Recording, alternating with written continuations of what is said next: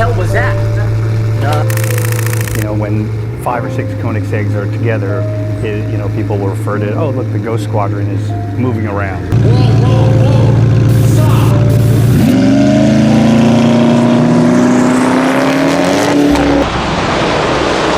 Exhilarating roller coaster. Did you see a ghost? Scary. Those are the best descriptions possible. It likes to play with you, it likes to go. Scary, going 200 miles an hour in this thing.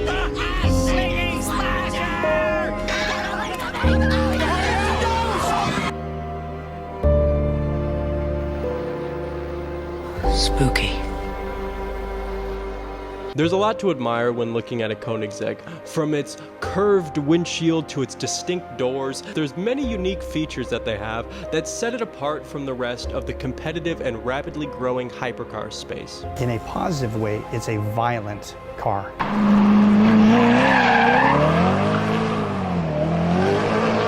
But one of the coolest Easter eggs and things that would prove highly influential in their whole brand's history can easily be overlooked when you're first looking at one.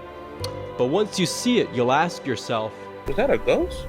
Yo, did we catch a ghost on stream? Bro, stop. here's why Koenigseggs are the perfect Halloween car and why they call them the Ghost Squad. Established in 1941, the Swedish F-10 Air Force Squadron, soon to be known as the Ghost Squadron, was born. While their reign in the skies didn't last forever, their legacy is now carried throughout some of the world's most high-performing land vehicles.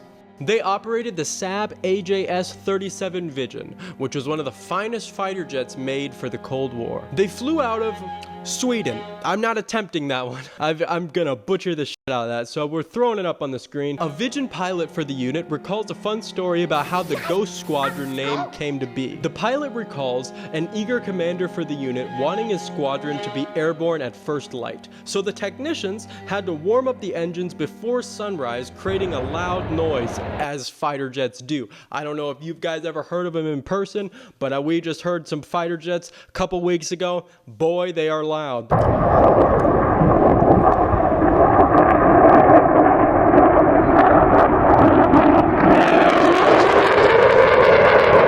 They had to take to the skies before dawn. Zooming in and out of the foggy clouds, the townspeople couldn't see them, but boy, they could hear their roaring engines flying overhead, and hence the name the Ghost Squadron was born. And it stuck. The Ghost Squadron was not only one of Sweden's most iconic and popular fighter jet units, but it was also the oldest at the time until they got disbanded. A 22-year-old Christian von Koenigsegg started his ambitious hypercar company in 1994 in Sweden. I wanted to build the best sports car. Little did I know how hard it would be, but I had a dream, and I was willing to sacrifice everything to make it happen. By 1998, they needed to expand their operations into larger facilities. They moved into a large farm outside of Sweden, but unfortunately, in February of 2003, it caught fire and burned so badly that they needed to find a whole new manufacturing facility. They needed a large space to call their new head of operations, and quickly. In early 2003, the Ghost Squadron was unfortunately disbanded, having to leave the airstrip abandoned. And while they had a peppy slogan, it was time to pack it up. It wasn't long after that Koenigsegg was moving his new operations into a new office, 2 large jet hangars that were converted into car manufacturing facilities on a large abandoned airstrip.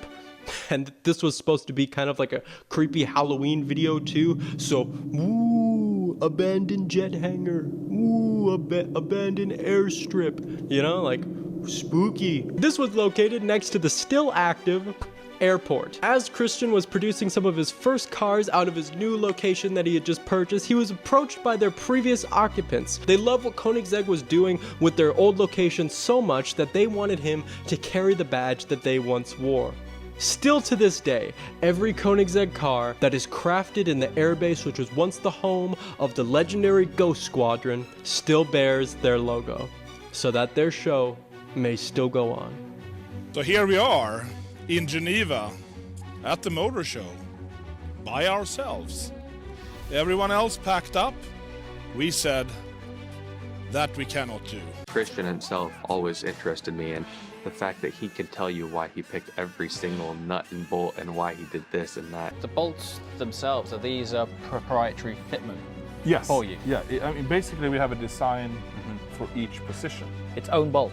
Yeah, for each... pretty much. Yeah. Each position we design the bolt in length and stiffness and waist and material, if it's titanium or steel, depending on what's needed. Per fitment? Per fitment, yeah. We built this amazing stand, and we have these amazing cars, and just to pack up and go home, no way.